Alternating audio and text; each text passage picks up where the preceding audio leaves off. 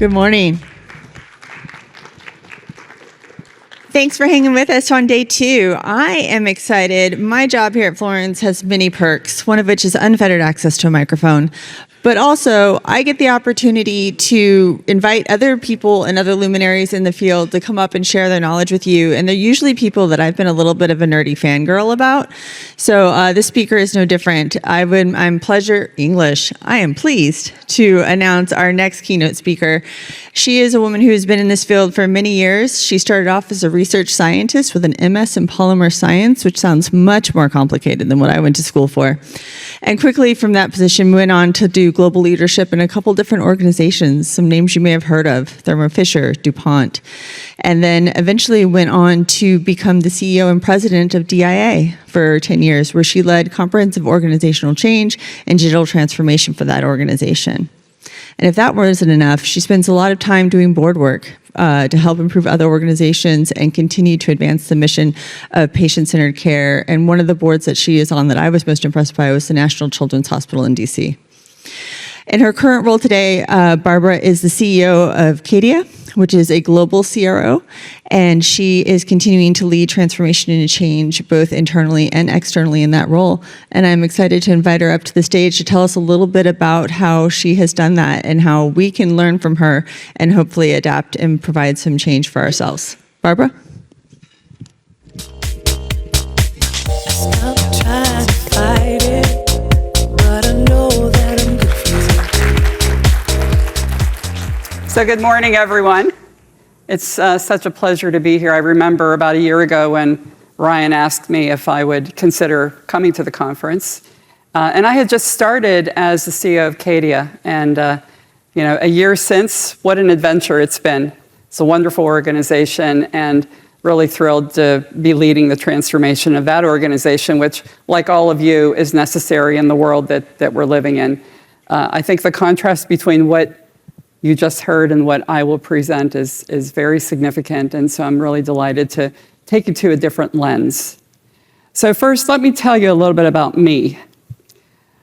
I grew up in a large family. I'm one of 6. I'm number 3 of 6. How many large families out there? I see hands. Okay, well, you know something about what that feels like. And I remember all of us arriving home from school, book bags in hand, things all over the kitchen table.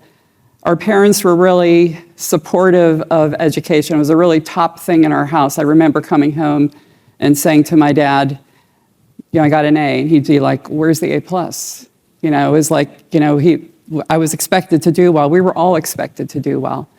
We were always challenging each other. My brother is the eldest, 5 girls. He was like the role model for all of us. He first went out to university. And we were always like inquisitive and questioning and building things and doing scientific experiments at home. All of us are scientific on some level. But what I really remember most are those days when my parents would tell us that somebody was sick. Somebody went to the hospital. Somebody was diagnosed with cancer. And it would literally like take the air out of the balloon. The quiet that would happen, the concern. And so I grew up feeling the impact of illness before I had any idea what it was or what we could all do about it. And so I started off in my career in perspectives that really generated a lot of questions. I was always asking, like, why, what, how? And some of the folks that work with me at Caidya, I probably drive most of the people crazy because I'm questioning everything. And we should be questioning everything. If that last speaker, if Doug didn't get us all excited about what's coming, I don't know what would. We are living in a world of massive, massive change. And it's up to all of us to take it forward. But I want to suggest to you that the world that we live in, which is really about bringing cures to patients that are in clinical trials, patients that don't have any idea of what a clinical trial is and how we get them at the table, how we make it so it works for them, how we get our teams, our staff to relate to those new companies out there, those innovators that are bringing the next generation of cures, how we keep everybody inspired in this very complex system that's undergoing change is a critical requirement of all leaders. And I hope that you agree with that. So my background, as Catherine said, I studied polymer science. I was proud of it. I wanted to be a researcher, and I was good at it. But when I was doing that, people were saying to me, oh, you should do this. You should try commercial. You should do all these other things. And so I did. I went through a career where I was a commercial leader. I was a communications leader. I actually was a head of HR when I was at DuPont. Who would have known? I didn't think I knew anything about it. I realized I did. I've done a lot of mergers and acquisitions. I've been in big public companies, small companies, think tanks, private companies.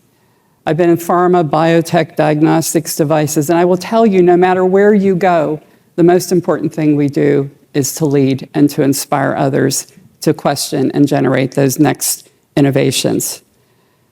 So whether you're sitting anywhere along that trajectory of your career, I want to tell you that leading today is complicated, and we need to make sure that we're preparing people with the courage, with the clarity, and the compassion to take our industry to the next level. So let's look at the clinical development landscape. I laughed a little bit when I saw this research revolution. Are we revolutionizing? Because we need to be. If you look at the organization, we are like the poster child of inefficiency, and thank goodness we're moving in the direction we are moving. We know the data, $2.3 to $2.6 billion to get a single drug to market. I've seen more recent data that has that number around $4 billion, so we're going in the wrong direction. About 80% of the trials fail to meet enrollment deadlines, and those that enter phase 1, only 13% of them actually reach approval. It takes 12 to 15 years to get a new drug to market. If you have anyone who has an illness that that has no particular interventions, that's a long time to wait. And if you look at what we do in clinical, out of that 12 to 18 years, it's about 8 or 9 years that a drug is sitting in clinical development. And if you look at companies' R&D spend, about 69% of it goes into the clinical development phase. And then if you look at how we're really servicing patient populations, most companies don't have a good diversity agenda. And this became really clear right during COVID when all the new data came out. And even still, we're working hard to do it, but we're not meeting those diversity goals. If you look at R&D spending, it's up about 44% over the last 10 years. But the number of drugs that have reached approval here in the United States is about 43 on average per year. If you look internationally, that number is about double that. So it's really quite small relative to the investment. So if you think about it, summing it all up, we're investing more, we're waiting longer, and the patients are out there waiting. They're waiting for us to deliver. So I personally think that there's lots of room for improvement. I'm excited about the technology improvements.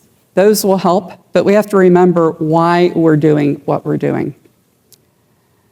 So if you look conventionally at how industry has responded to all the challenges, we've tried to do a lot of things. We've invested in risk-based monitoring, adaptive trial designs, basket trial designs, data-driven site optimization, compliance improvements. We tried consolidation. But if you look at that in total, it's really been a rather fragmented response. It's kind of like how we treat disease. There's a symptom, there's a drug. There's a symptom, there's a drug. But what we really need is more a holistic approach to the entirety of what we do. So in my mind, we have amazing science coming out. So it's not a failure of the science, it's not a failure of the tech.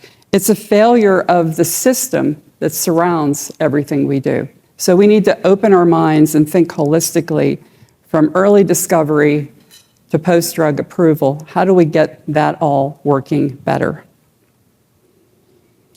So I want to suggest for all of us who are doing clinical trials that we must think about a new paradigm.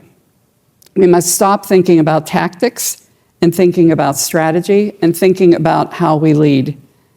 We must stop thinking about adding tools and we must think about the entirety of the model. We need a connected, patient-first, people-first redesign, and we need to set up the system so that adaptation is possible as we go through the series of the trials. We need to figure out how to connect up, and I appreciated the comments about change management from Doug, strategy, process, people, technology, and purpose. And we can't lose the thoughts about why we do what we do. And we need to make sure that the economics that come out of the inventions and the innovations that we're putting in place actually do turn into improved care for patients.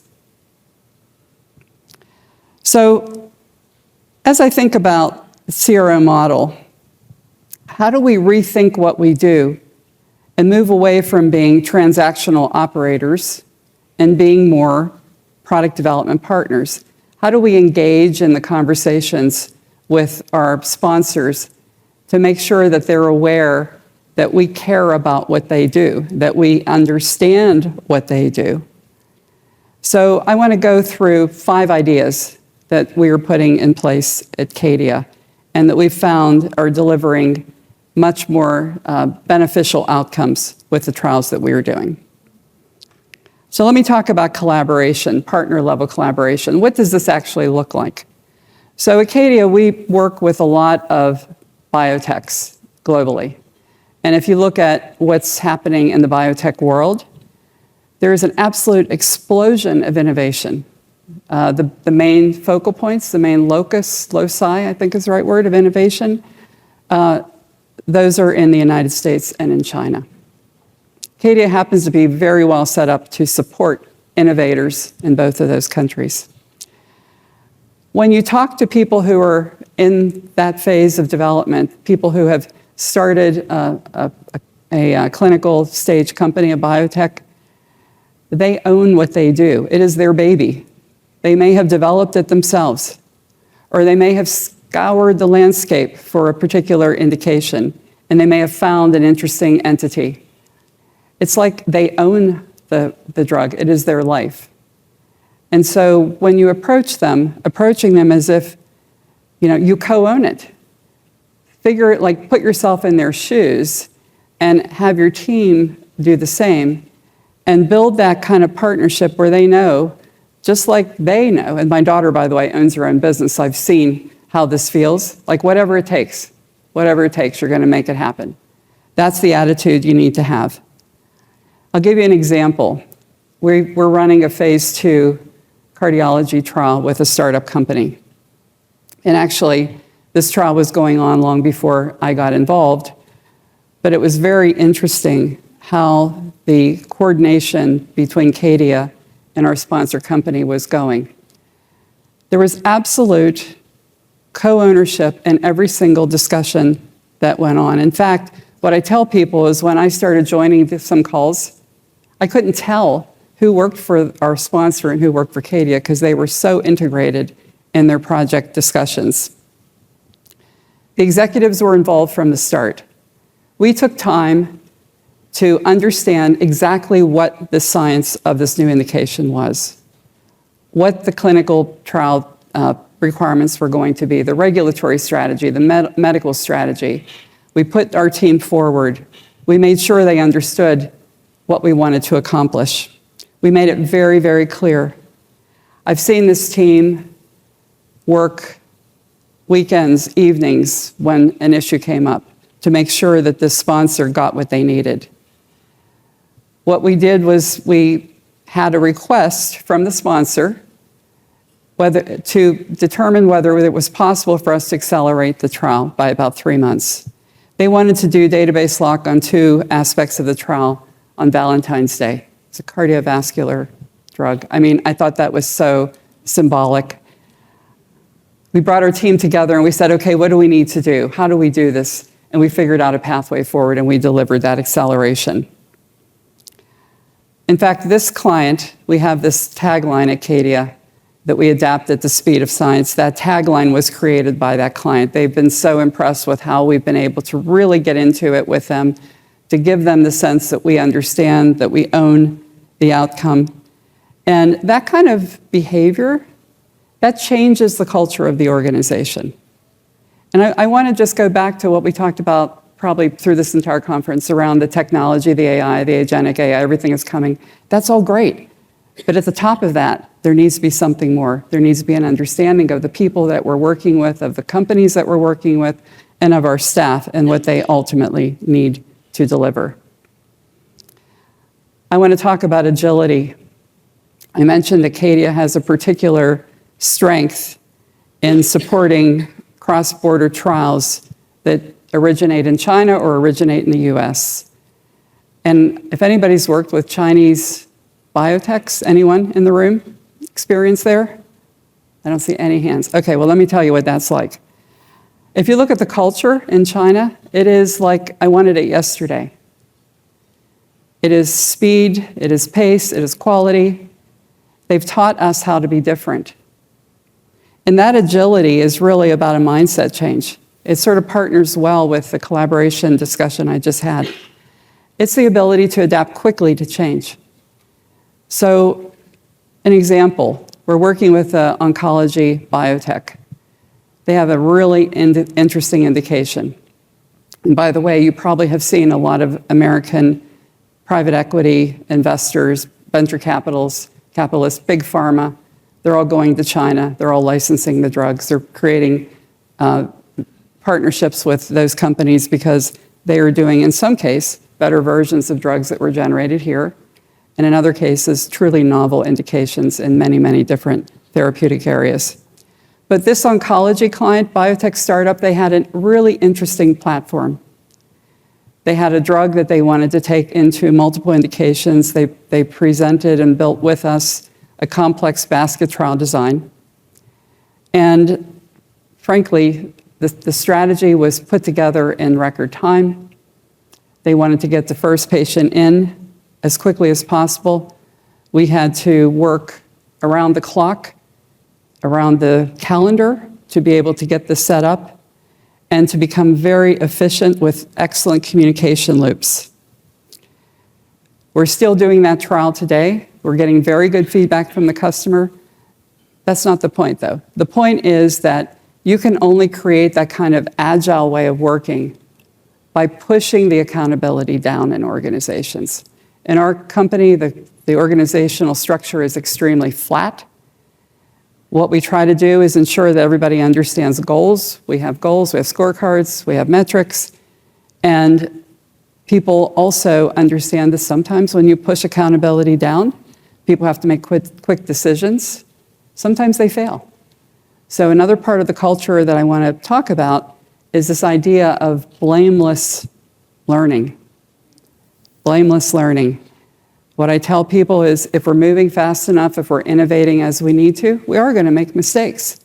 But what I expect is don't make the same mistake twice. Learn from it. Learn from it. And if you're going to be in the world of biotech innovation, you cannot avoid what's going on in China.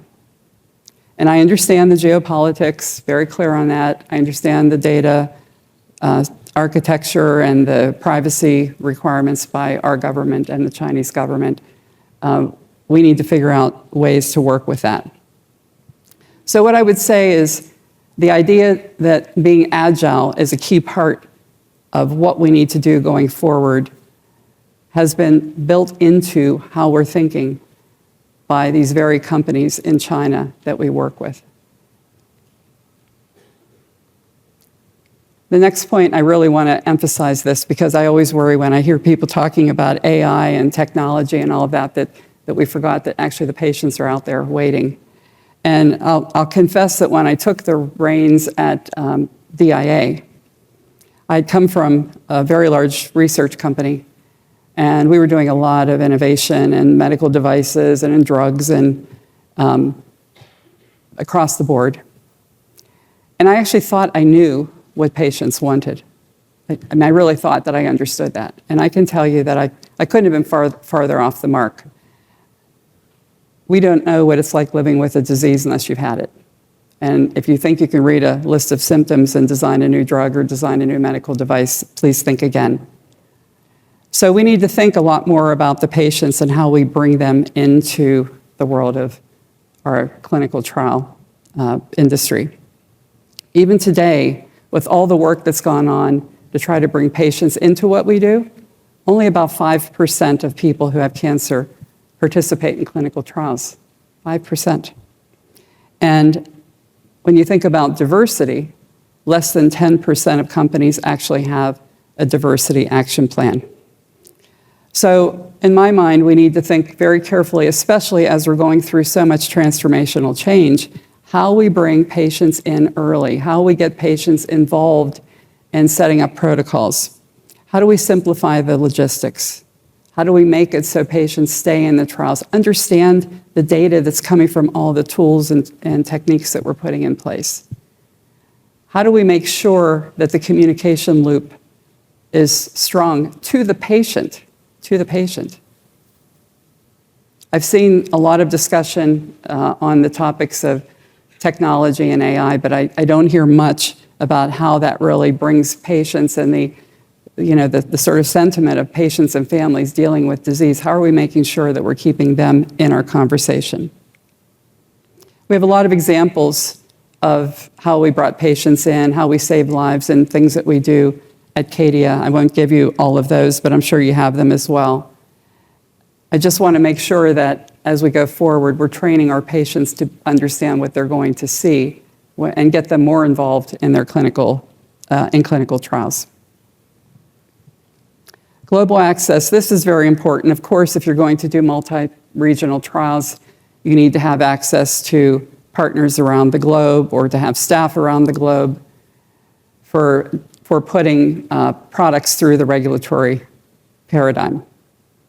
I want to also say that please remember that when you have people around the globe, it gives you an opportunity to meet broad diversity goals by looking at patients across the globe and ensuring that your trial statistics meet some reasonable replica of the population diversity.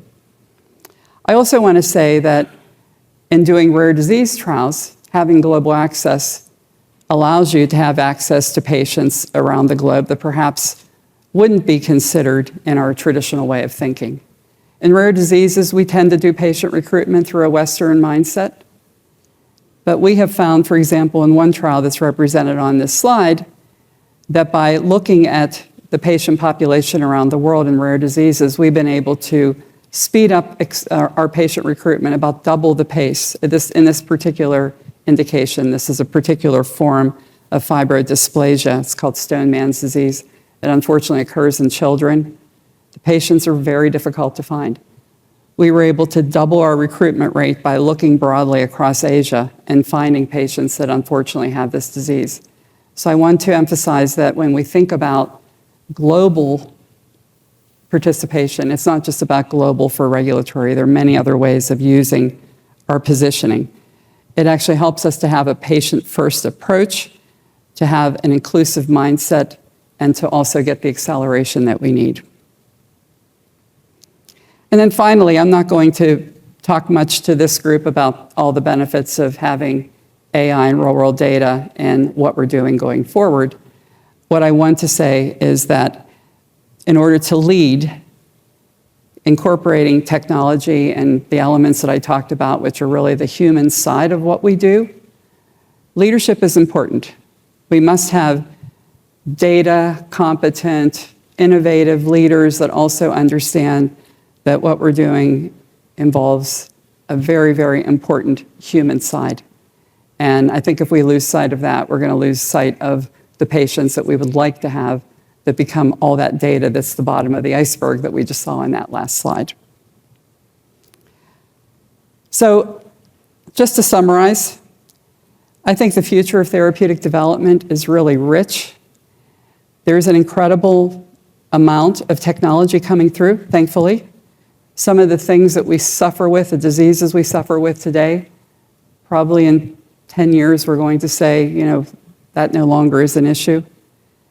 But we need to stay at it. We need functional depth plus human characteristics. We need understanding. We need data-fluent, adaptive leaders. So we need to balance the speed, the technology with the human side of what we do. We need to make sure that we're growing leaders that understand the future of our industry. Let's not get so deep into the science of the data and the technology that we forget that it's a patient on the other side who's sitting there with their family, anxiously waiting the outcome of some diagnostic tests that they just went through. And so I feel like, together, we really are the architects of what comes next. I think the answers are in this room. I've heard many of you talking about what's happening in science and technology. I know that you understand what the mission is here. So I want to encourage us all to lead together across the entirety of industry, regulators, patients, payers, advocates, industry. Let's think about the totality of the ecosystem, and let's get the improvements in place that we want. But let's do it making sure that we realize that the human needs to be in the loop. So thank you very much. Thank you, Barbara. All right. Thank you for that very illustrative talk. There were a couple things. I have a couple questions that I had planned ahead of time, and then I wrote down too while you were talking. So hopefully you're good going a little off script with me. Absolutely. All right. Well, but before we get started, I wanted to talk about one of the first concepts you open with around transactional relationships. Mm-hmm. And I mean, I used to work at a site, and it was easy for me back then to say, nobody at a sponsor or CRO knows what it means to be at a site. They don't know me. They don't know my pain. Now I sit in a position between all three of those entities, and I can say that we all clearly don't understand each other's pain sometimes. Right. We get so caught in our own discomfort that we're focused on solving our problem that we forget to look up and solve the bigger ones. So I know that you focused a lot on transactional, improving relationships between sponsors and CROs. Can you give advice to the room on how we can do that as a whole across all three stakeholders so that we can understand each other, innovate better, and ultimately better serve the biggest stakeholder, which is the patients? Right. Yeah, thank you very much. I think that's a really important question, and you use the word transactional. And when I came into this role, I actually said, as somebody who always asks a lot of questions and tries to drive innovation, the regulators have done us no service because they've given us a recipe. You got to do this. If you bring it in, it's going to go back and do more. So we have kind of fallen into that kind of transactional and recipe-like way of thinking, I think, on some level. And that's my perspective coming into the industry a year ago as a new CO and a CRO.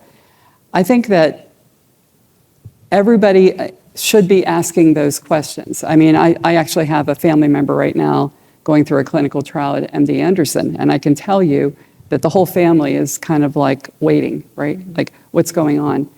And MD Anderson is probably one of the best in the United States. I mean, they're being treated very well, but still, that transactional relationship has kind of come home to roost with waiting too long, not understanding results, all the things that happen.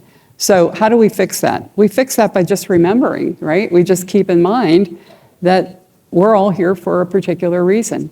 The patient is really out there suffering. They're giving us their data. They're filling up our big iceberg, right? But we need to just make sure that everybody is trained to be aware of the end game. And I think, really when I say that, it's really about the people in our organizations and whether or not we talk about that. Are we talking to our staff about mission, about purpose, about why we come to work every day? Are we celebrating whenever we achieve an outcome? Like I mentioned, this particular cardiovascular trial, it had incredible results. And little did I know there were so many people out there suffering with the particular illness until I came into this particular trial opportunity. But are we celebrating? Are we communicating? I can tell you at Caidya, I love this about the company. We actually do an awards ceremony every year. It's kind of like the Oscars. And what we do is we have people nominate the individuals that actually represented our values the best. And the whole globe, everybody around the world is tuned in, and it's a big deal. Everybody gets a plaque. I think it's very sweet that they put it on LinkedIn, like I was the person who represented liberating knowledge best. And so you have to kind of make a part of what you do. Yeah. And that's why I wanted to emphasize it, because I feel like we're turning what we do into a bunch of data and forgetting the rest of it. Excellent. We also, ironically, have implemented a program where we are celebrating employees who embody our values. We don't have a clever name for it yet, but I think we should definitely play on the Oscars theme. So somebody write that down, Nisha. Formalware next quarter. But you're right? It is hard our jobs are hard. We work in a hard space. Sometimes we're dealing with situations that are not happy, right? We have patients in front of us who need care. We have timelines that need to be met, and we are not always able to do that. And that's just comforting. So it's important to celebrate those moments when you can. Yes. Right. Agree. And to make those very loud, because that's how you keep going. So thank you for that. The other thing that you mentioned that I found interesting was this culture of agility. So we've been talking a lot, both yesterday with Dr. Califf and then throughout most of the panels I've heard or had the opportunity to sit in on, is that change is constant, right? It's always there. What's changing now in our industry is that change is happening faster than ever. That's right. The innovation is coming, and it's coming at a faster pace. And so I know that I have teams sometimes where it feels like we can get change fatigue, right? Like we don't know how to find the normal because it's always something new.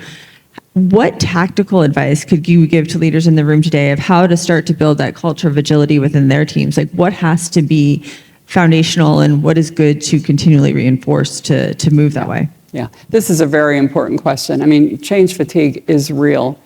I think we need to just make sure that we back up every once in a while and remind people why we're doing what we're doing. Why are we putting this change in place? What's the ultimate end game for whatever part of the ecosystem we reside in, and give people time to take a break. I mean, give people a chance to go and defrag. I mean, we happen to be a completely virtual company, and by the way, I don't know if anybody else has the pleasure of doing that, but it's so amazing to have. We have offices in 20 countries or something, but people really. I encourage people, even the executives. I can tell. I'll be like, just go, turn off, go and defrag, go and relax and take time. But I do think that the most important thing has to do with making sure when we communicate, we're clear about why we're doing what we're doing. And of course, it's really critical, but it's also about staff. It's about them. It's about leadership. It's about why we come to work every day. It's about why, I see people working on Labor Day weekend. Like, why are people doing that? Because they care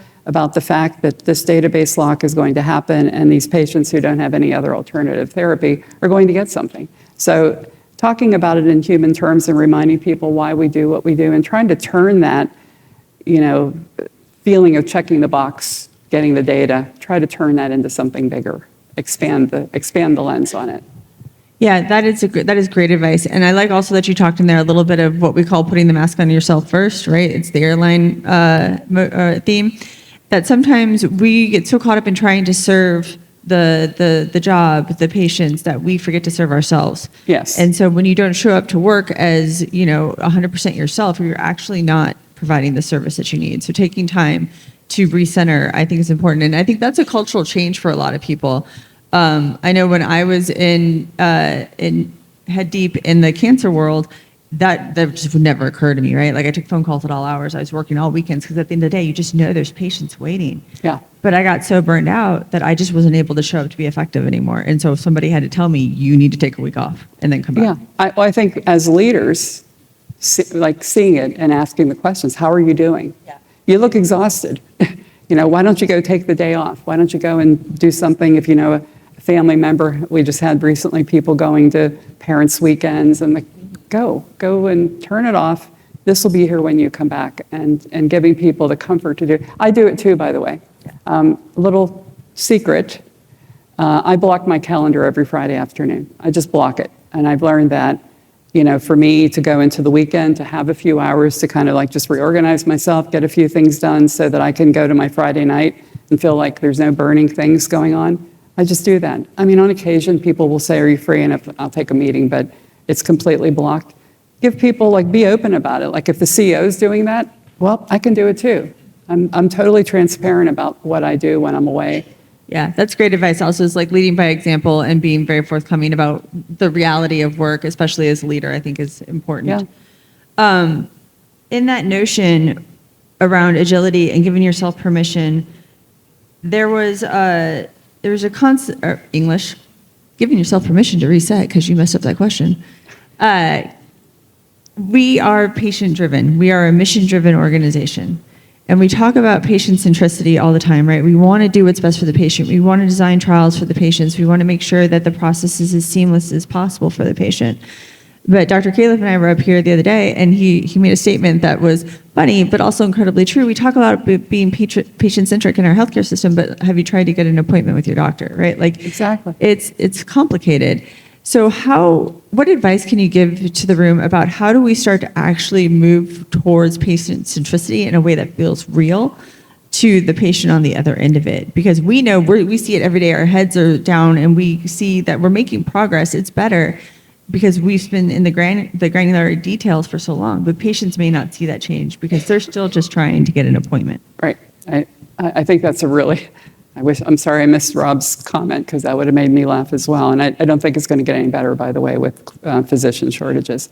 But I think the most important thing is when patients who are coming into a trial, seeing a doctor, they understand that they have a disease. They don't expect magically it's going to go away. But the most important thing that we could do better with is being clear with them about what they're experiencing, what their options are, guiding them a bit through the clinical trial, giving them clear feedback about what they're seeing, what you're seeing with their disease, so that they know how to live their life. I mean, that's all they want. They don't want to participate or understand data or be involved in the trial other than how it affects them. And I really believe that, I actually say this frequently to my own kids and my husband, all problems in the world have to do with communication. I think that we could do a much better job as an industry just figuring out in our clinical trial plan, what are we telling the patients? When are we telling the patients? How are we bringing them in? And I think that's an opportunity for all of us to really think about. Yeah, I can't tell you the most eye-opening experience I've had having worked in healthcare for 20 years was when I had a friend who was diagnosed with advanced pancreatic cancer, and my daughter ended up having to go in to have corrective surgery as a child. And being in the other end of it and seeing the communication on the other side of it, I felt lucky in that I know enough to question and to push, but not Yes. everybody knows that. But also, even when I did question and push, the answers I got back sometimes weren't complete. Yes. And how frustrating that must feel and how overwhelming that it feels to somebody. In that moment, you were powerless. I was not the director of a cancer center. I was not an important person at the hospital where my daughter was being seen. I was a parent. Yes. And that feels powerless. And that is hard to deal with. Absolutely. I think if all of us just put communication up our list a bit more and talked about it more, we could infect other people to do the same. So I really think that it's critical that we remember the soft side of what we do. And there was one more thing I wanted to call out that you said that I just loved, because Rob touched on it too, was around psychological safety, right? He talked about the 483 isn't meant to be punitive, that it's an opportunity for improvement. And I joked, well, I used to use it like a hammer with my physicians to scare them, like the boogeyman. Yeah. He's like, but it shouldn't be that way. It is an opportunity to show how you can do better. And the fact that we're so afraid of error and afraid of that 483 or that Kappa observation prevents us from actually being honest and getting better. So we have to move past the Totally fear. agree.